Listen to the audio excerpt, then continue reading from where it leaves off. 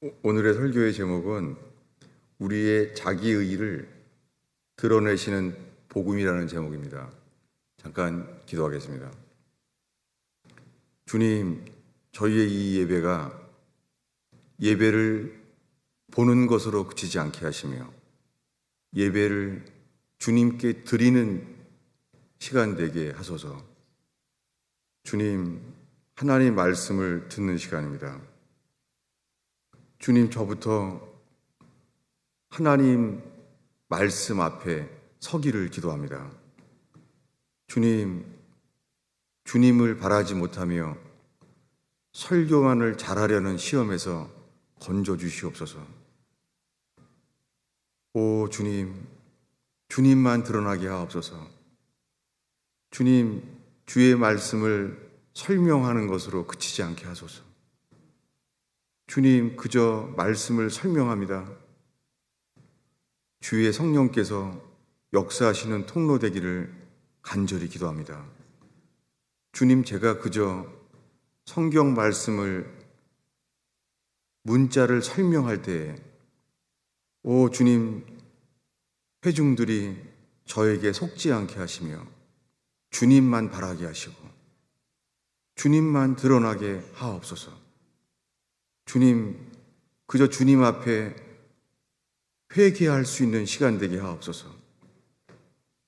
주님만 드러나게 하소서.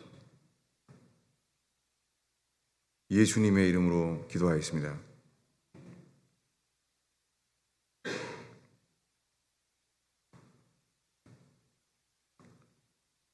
오늘은 마태복음 20장의 말씀을 읽었습니다. 지난주에는 열처녀 비유를 나눴습니다. 지난주에 읽은 열처녀 비유는 예수님이 십자가에 죽기 2, 3일 전에 하신 설교예요. 근데 오늘 20장 말씀도 마찬가지예요.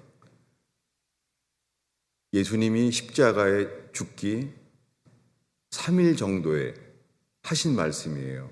여러분, 이 시간에 이 포도원의 비유, 이 포도원의 비유가 예수님이 십자가에 3일 전에 죽기 전에 하신 말씀이 먼저 우리에게 새겨지기를 바랍니다. 예수님이 십자가에 죽기 3일 전에 어떤 말씀을 우리에게 하겠어요? 저는 이 포도원의 비유와 열처녀의 비유를 볼 때에 마치 주일학교에서나 배우는 말씀인 줄로 여겼어요. 제가 지금 말할 수 있는 것은 주일학교 어린이만이 아니라 노년에 이르는 모든 사람들을 위해서 예수님이 십자가에 죽기 3일 전에 하신 설교라는 것을 기억하면서 이 시간에 함께 말씀을 보게 되기를 바랍니다. 이 이야기는 이렇습니다. 천국은 마치 품꾼을 얻어서 포도원에 들여보내려고 하는 이른 아침에 나간 집주인과 같다는 거예요. 여러분, 이 어린이 교회 학교에나 설교할 것 같은 이 말씀을 예수님은 십자가에 죽기 3일 전에 모든 사람이 기억하기를 바라는 마음으로 너무 단순한 말씀을 지금 했습니다. 예수님은 죽기 3일 전에 사람들에게 천국을 갈 수 있게 설교하고 있습니다. 그리고 천국에 대해서 말씀하고 있어요.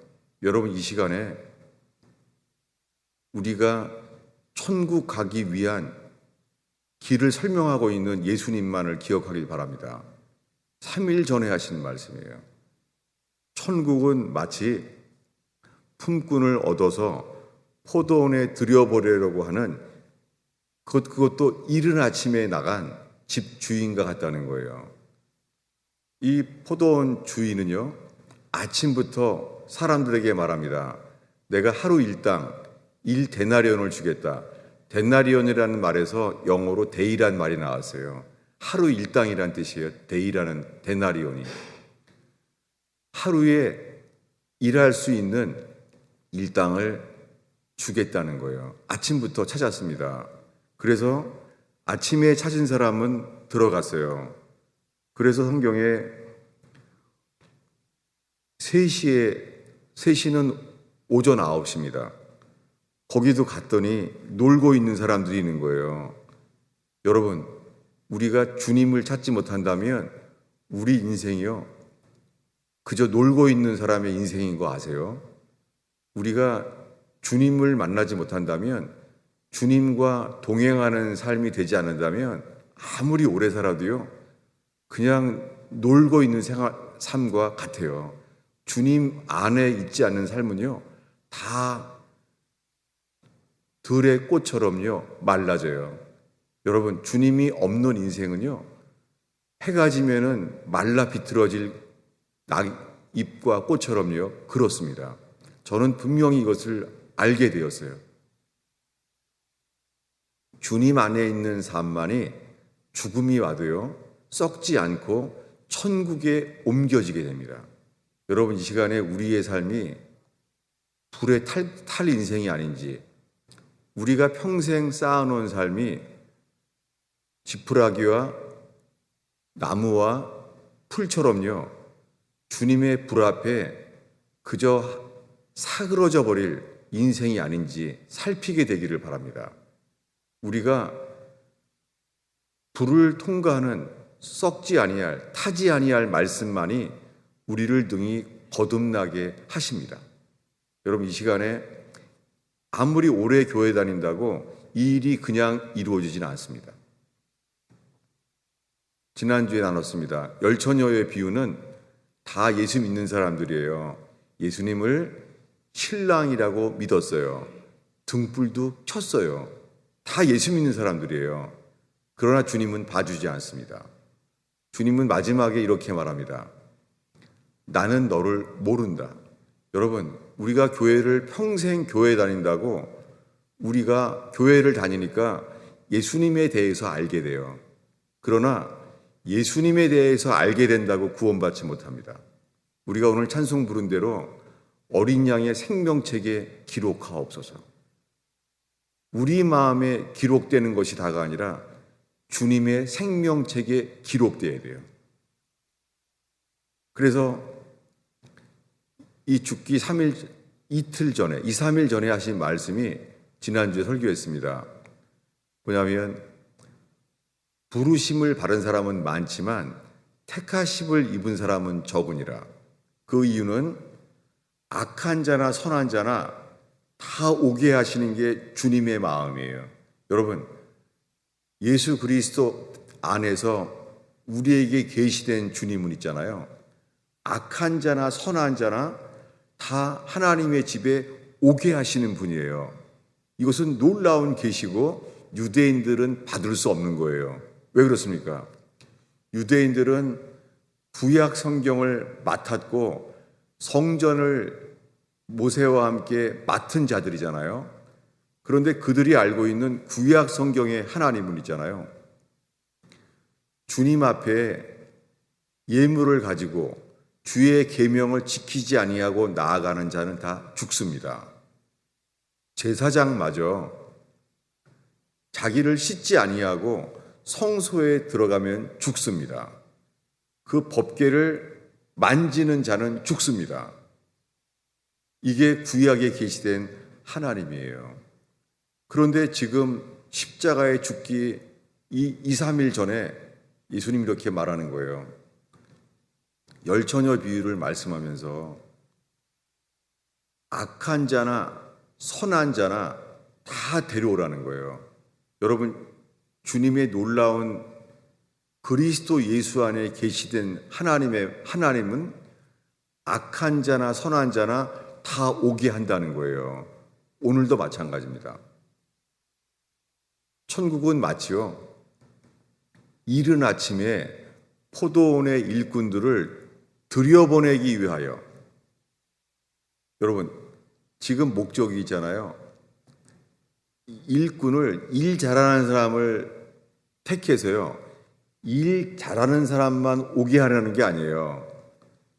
자격이 없는 사람도 어떻게 하면 들여보낼 수 있을지 들여보내려고 하시는 분이세요. 여러분, 이 시간에 악한 자나 선한 자나 다 아들의 혼인잔치에 들어오게 하시는 주님의 마음이 계시되기를 바랍니다. 이것은 변함이 없습니다. 여러분, 우리는 악한 자나 선한 자나 아들의 혼인잔치에 합당하지 않습니다. 그리고 포도원의 일꾼에 들여보내기에 우리 합당하지 않습니다. 저는 잠언을 보면서요, 제가 어리석은 자라고 생각해 본 적이 없어요.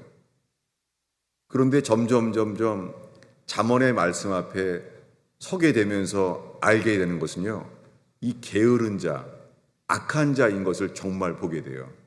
그래서 열처녀 비유를 봐도 제가 게으르고 악한 자인 것을 보게 되면서 제가 하나님의 아들 어린 양의 혼인잔치에 저는 합당하지 않은 것을 뼈저리게 느끼게 됩니다.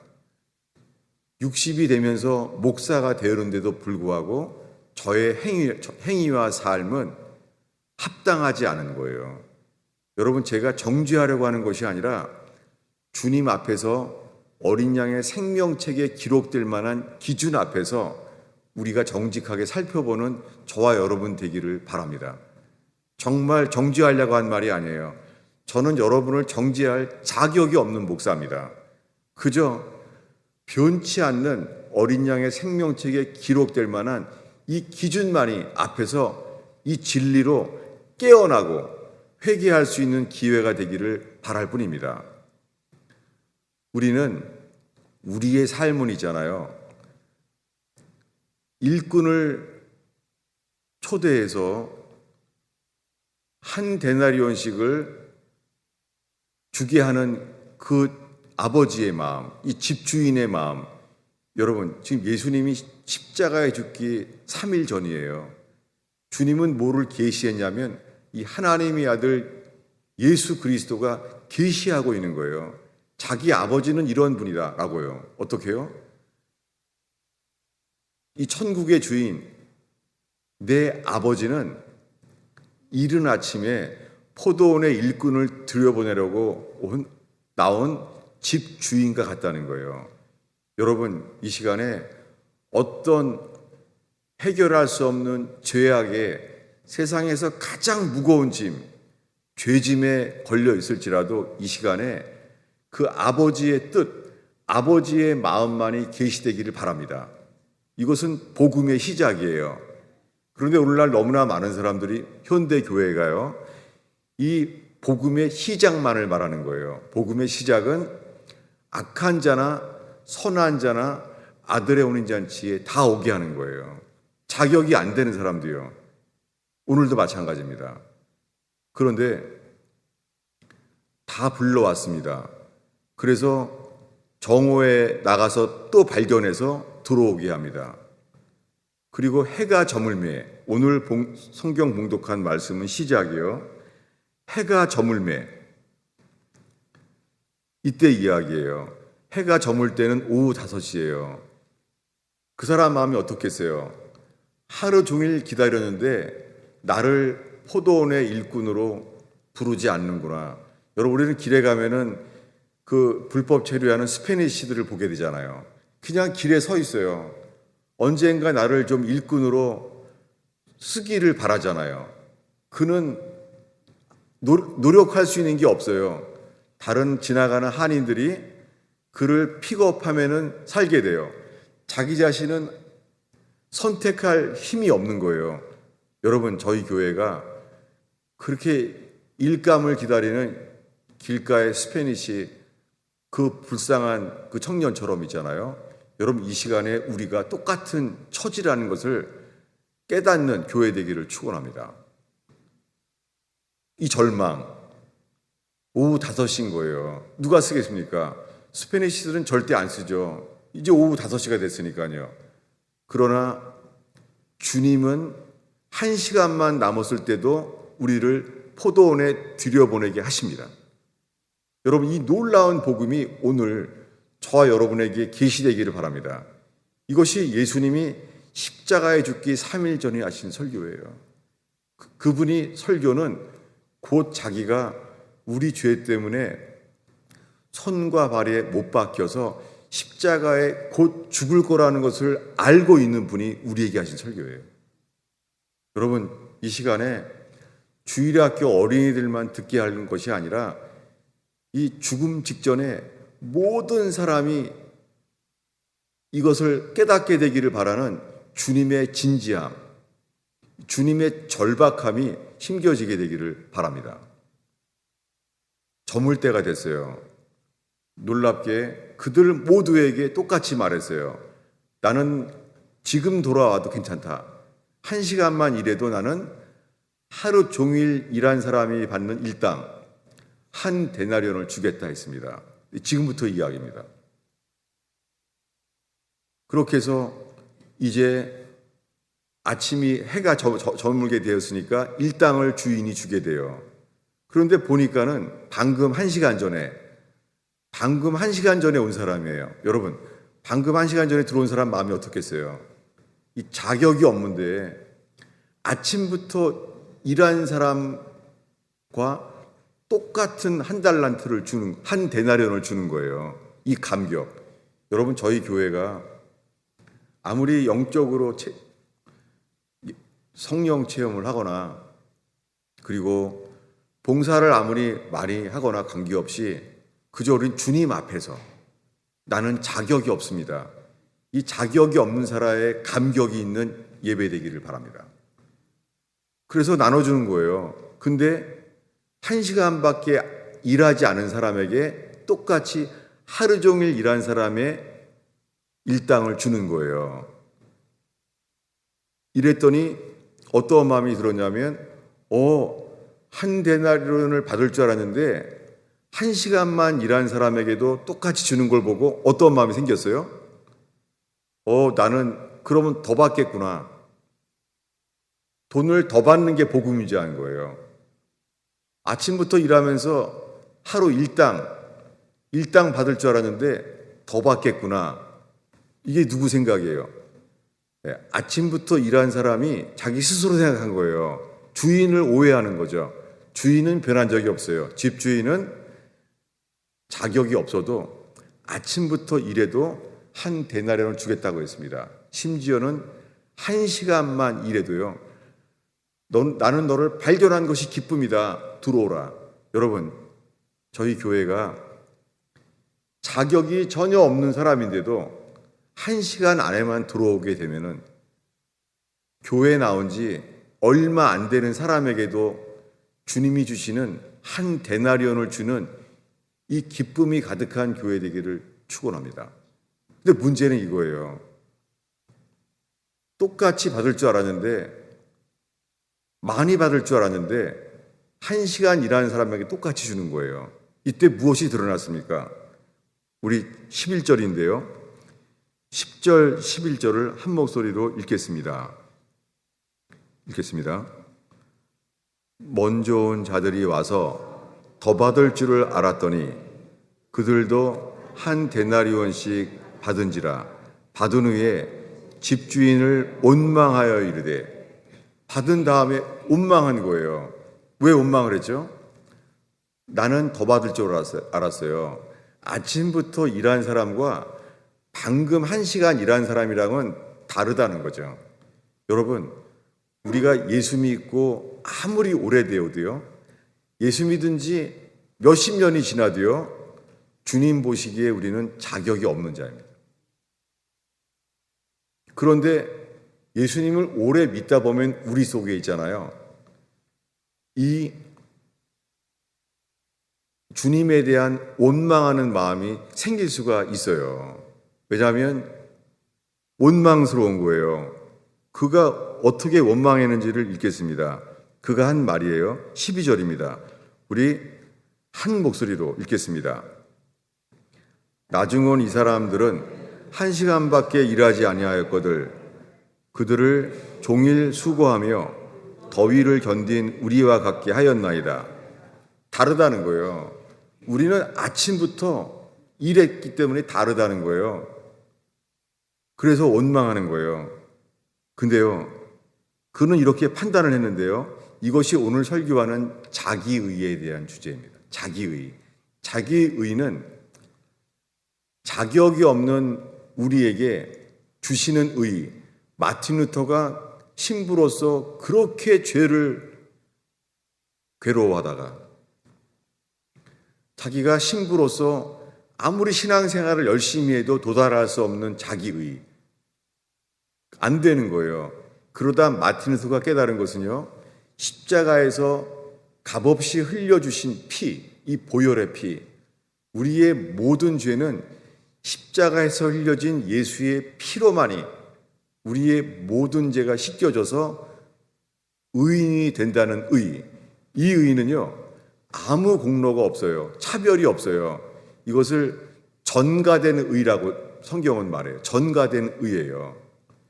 여러분, 이 전가된 의는요, 다른 사람보다 차별이 없어요. 남에게 욕먹을 만한 악한 자나 영적으로 뛰어나고 선한 자나 차별이 없어요. 여러분, 이곳에 헬라인이나 유대인이나 차별이 없는 의, 이 의 앞에 누구에게나 동일한 이 의 앞에 서게 되는 교회 되기를 바랍니다. 근데 왜 이 사람은 차별하게 됐습니까? 왜 일 하나도 안 하는 사람인데 똑같이 하냐는 거예요. 이때 예수님은요, 이 집주인의 말씀을 계시합니다. 집주인이 이렇게 말합니다. 14절, 15절인데요. 이 자기의에 대한 주님의 설명이에요. 자, 14, 15절을 읽겠습니다. 내 것이나 가지고 가라. 나중은 이 사람에게 너와 같이 주는 것이 내 뜻이니라. 내 것을 가지고 내 뜻대로 할 것이 아니냐. 내가 선함으로 내가 악하게 보느냐? 여러분, 이것을 설명하기 위해서 예화가요, 오늘 주보 안쪽에 있는 누가복음 15장의 탕자의 비유를 제가 설명하고자 합니다. 여러분, 지금 이 말씀을 들으면서 탕자의 비유가 똑같네, 이것을 깨닫게 된다면 이 빛이 비춰지고 있는 거예요. 지금까지 한 이야기를 탕자의 비유로 제가 설명하겠습니다. 두 아들이 있었어요. 근데 이 둘째 아들이 탕자예요. 아버지의 재산을 다 가지고 허랑방탕하게 창기들과 함께 놀아나면서 아버지의 재산을 다 날렸어요. 근데 아버지의 마음은 변한 적이 없어요. 아버지의 마음은 그저 집 나간 탕자가 돌아오기만을 바랄 뿐이에요. 놀랍게 허랑방탕한 삶을 살았던 그 집 나간 아버지와의 관계를 단절해버린 그 아들이요, 아버지의 마음을 깨닫기 때문에 돌아오게 됐어요. 여러분, 오늘 이 시간에 이 성경에 계시된 아버지의 마음이 계시되어서 죄로 멀리 떨어진 삶이 그 아버지의 마음이 계시되어서 돌아올 수 있는 힘을 얻게 되기를 바랍니다. 지금 이 순간에 우리 힘으로 해결할 수 없는 죄책감, 이 절망 속에서도요, 그리고 평생 노력을 했는데도 여러분, 우리 인생이 실패할 수 있잖아요. 여러분, 지금 이럴 수 있어요. 야, 내가 이 나이까지 살았는데 내 인생은 실패했다. 이럴 수 있어요. 그래서 내 인생이 실패했다는 좌절 속에서 있잖아요. 이것도 자기의예요. 이걸 계속 나누고자 합니다. 이게 자기의예요. 자기의는요, 주님의 갈망보다 더 커서요, 스스로 좌절해서요, 나오지 못하는 거예요. 그러나 주의 말씀은요, 어떠한 죄인도 있잖아요, 주님께 돌아올 수 있는 복음이에요. 돌아올 수 있는 힘을 일으켜 세우시는 분입니다. 그런데 우리를 막는 것이 뭐냐면 자기의예요. 자기 의의는 뭐냐면 이제 탕자가 돌아왔을 때서야 이제서야 드러나져요. 뭡니까? 이 재산을 축내고 집을 떠나갔던 동생이 돌아온 거예요. 근데 아버지는 이것을 보고 잔치했잖아요. 아버지가 잔치했더니 그 잔치하는 걸 보고서는요, 이제는 이 착실한 아무 문제가 없는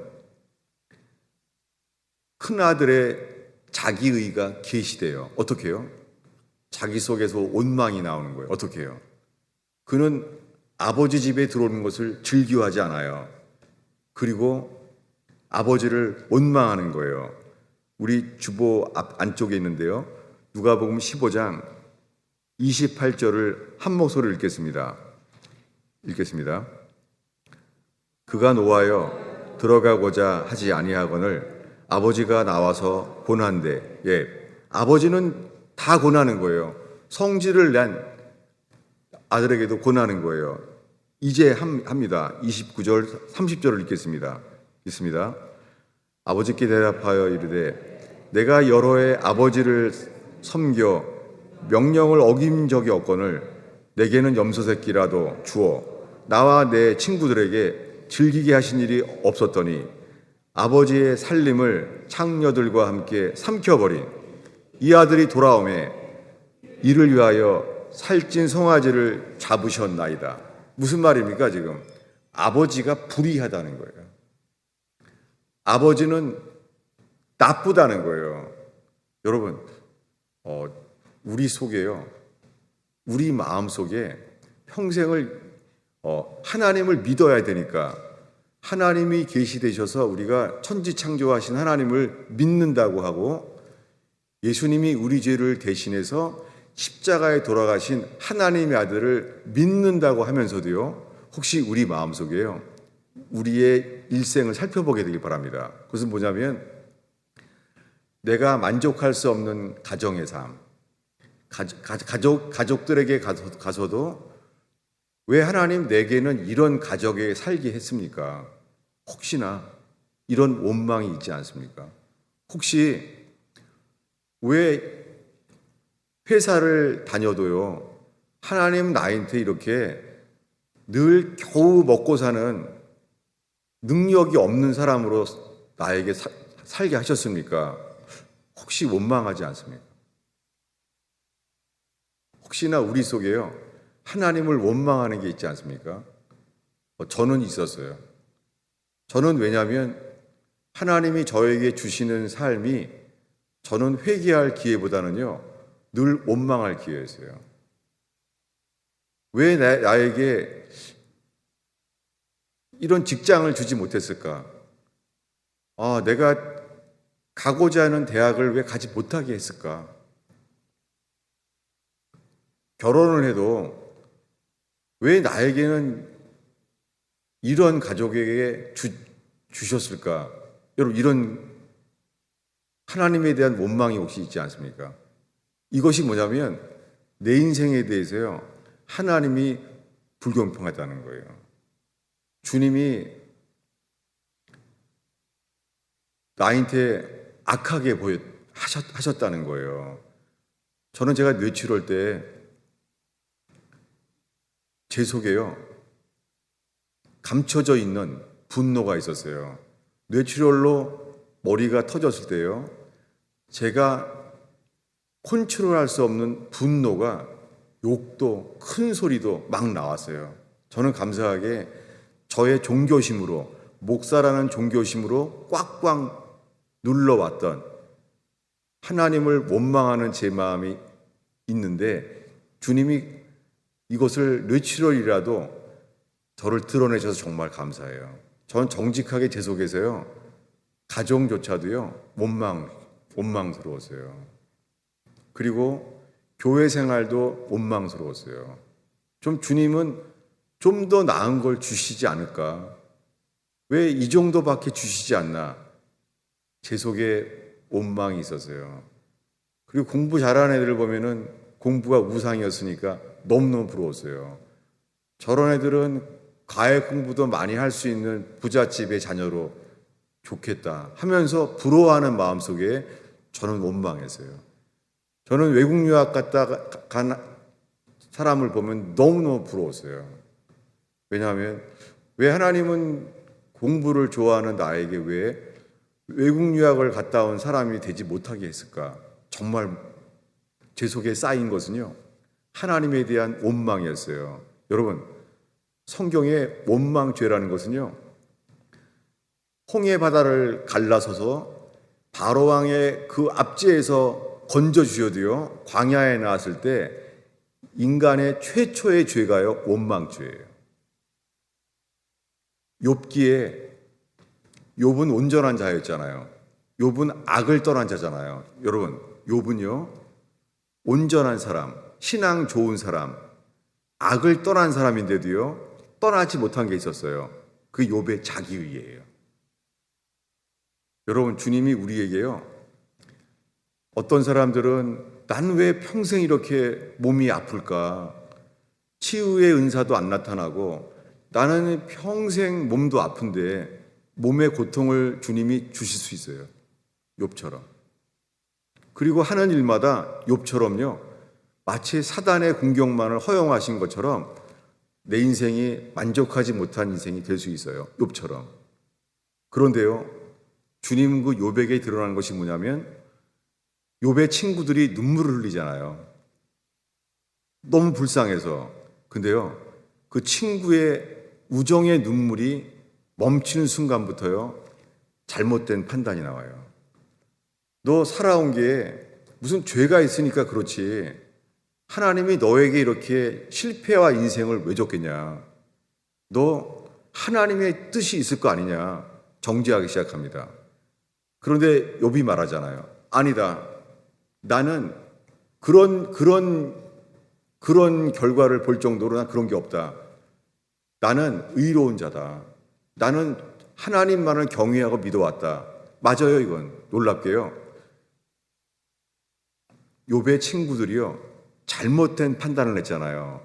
놀랍게 욥의 잘못된 판단 때문에 있잖아요, 욥의 자기의가 드러나져요.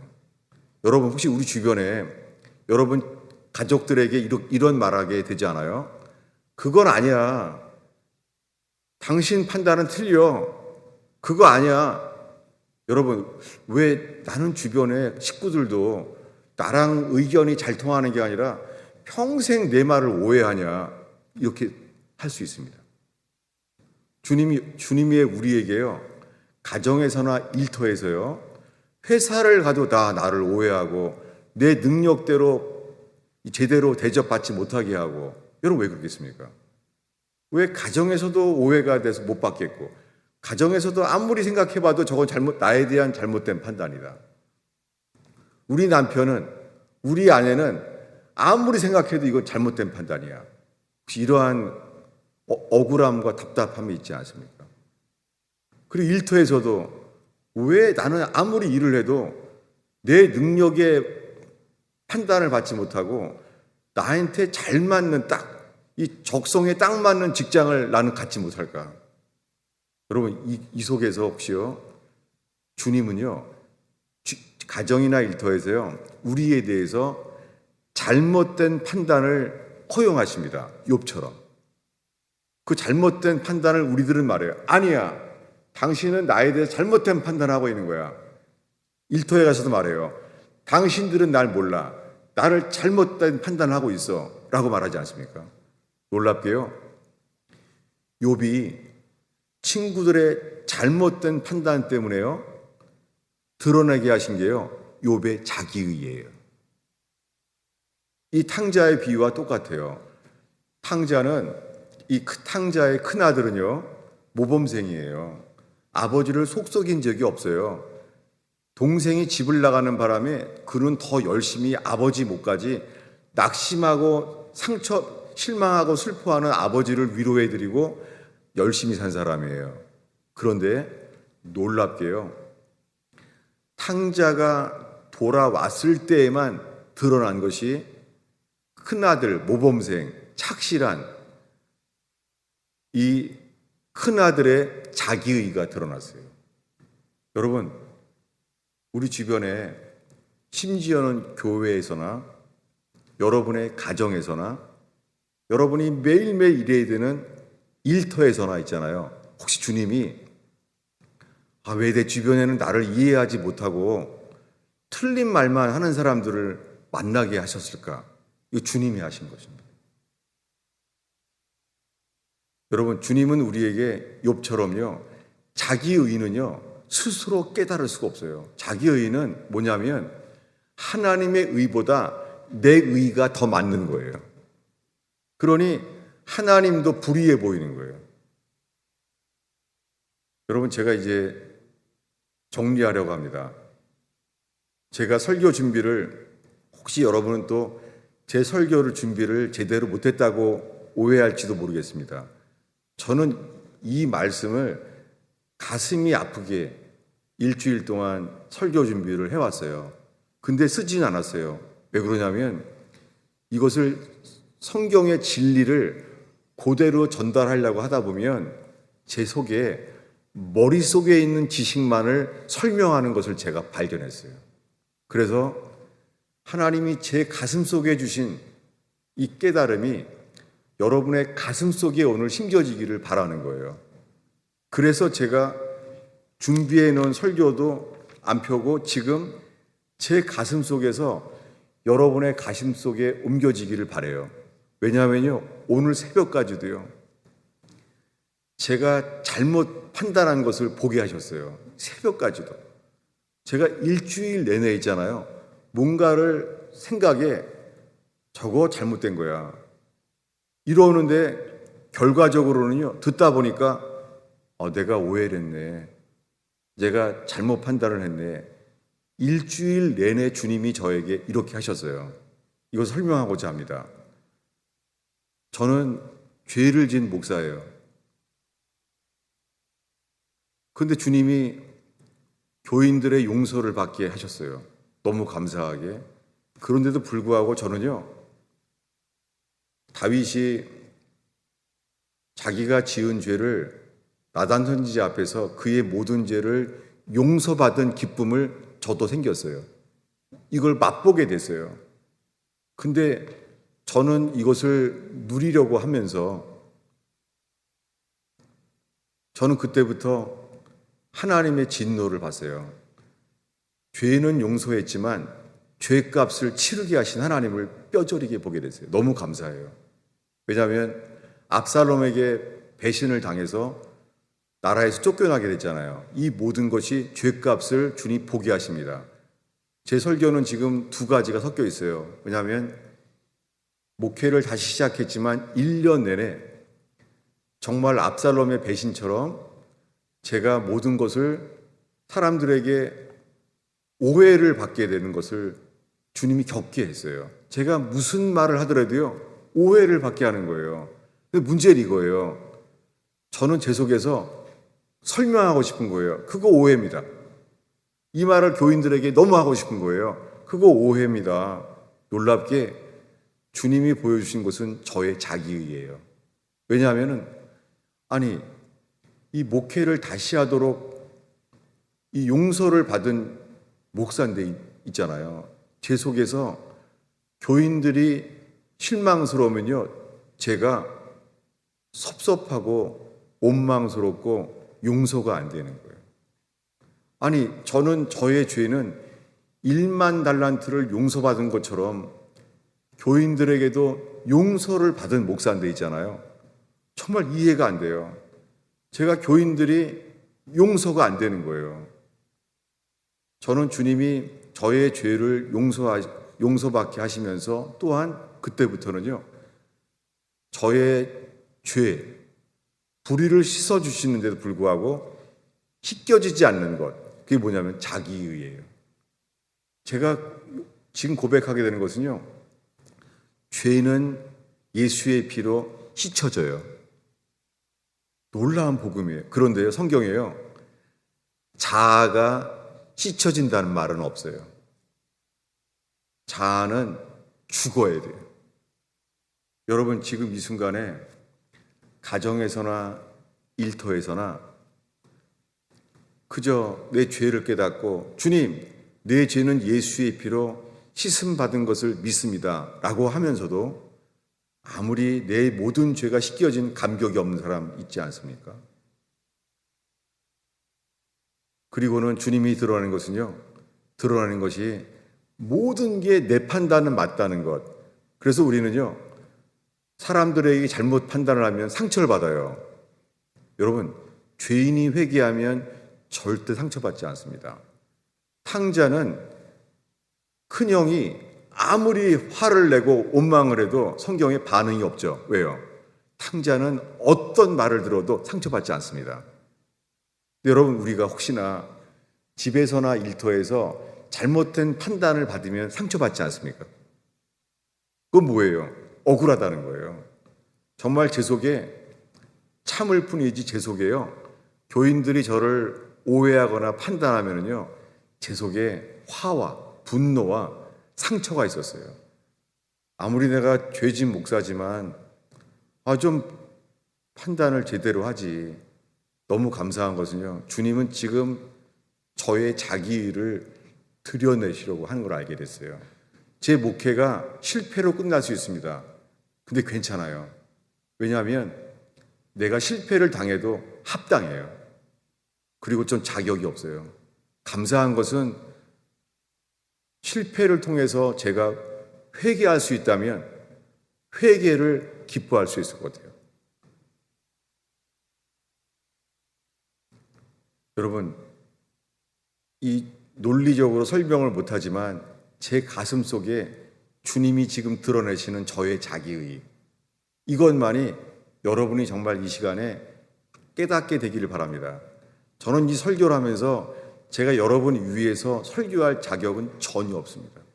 분명한 것은 나부터요, 죄는 자백을 해도요 씻혀지지 않아요. 씻혀질 수 있습니다, 죄는. 그러나 자아는요, 자아는 죽어야 돼요. 여러분, 혹시 집에서 오해받는 사람, 일터에서 오해받는 사람, 그 오해 속에서요, 잘못된 판단이 맞을지라도 잘못된 판단을 통하여 우리 안에 감춰진 자기의가 드러나지고 회개하는 시간 되기를 축원합니다. 제가 이 설교를 감동적으로 할 수는 없어요. 저는 왜냐하면 제 마음속에 사람들에게 감동을 시켜서 설교하려고 하는 시험이 있어요. 그래서 사람들이 좋아할 만한 감동적인 설교를 저는 오랫동안 쌓아왔어요. 동기가 잘못된 거예요. 여러분, 지금 우리에게 필요한 것은 감동이 아니라요, 지금 우리에게 필요한 것은요, 우리의 의지가 움직여질 수 있는 회개가 필요합니다. 성경은 하나님의 뜻, will of God. 여러분, 이 시간에 우리에게 필요한 것은 하나님의 뜻이에요. 하나님의 뜻 앞에 설 때에 우리는 회개하게 됩니다.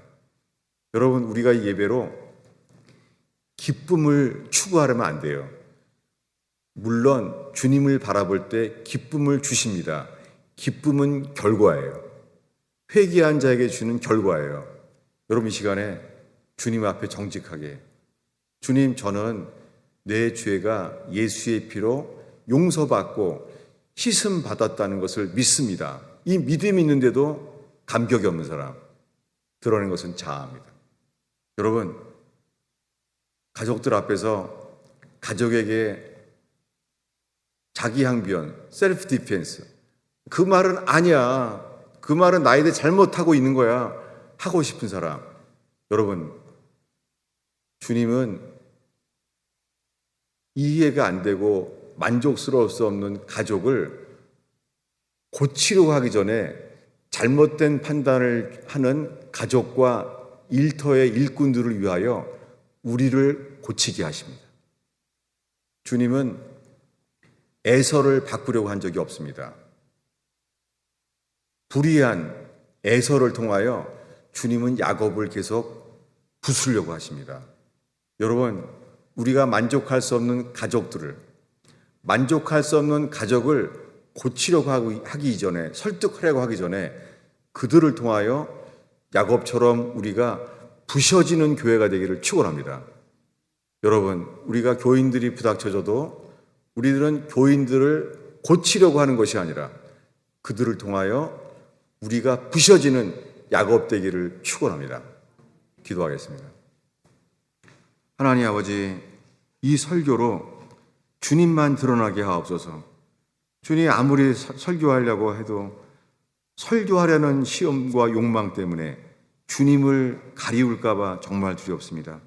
주님이 부족한 설교를 통하여 못 박히신 예수님만 드러나게 하옵소서. 십자가에 계시된 아버지의 마음, 아버지의 뜻만 드러나게 하옵소서. 부지중에 따라온 어린아이에게까지 주의 영의 말씀이 흘러나가게 하옵소서.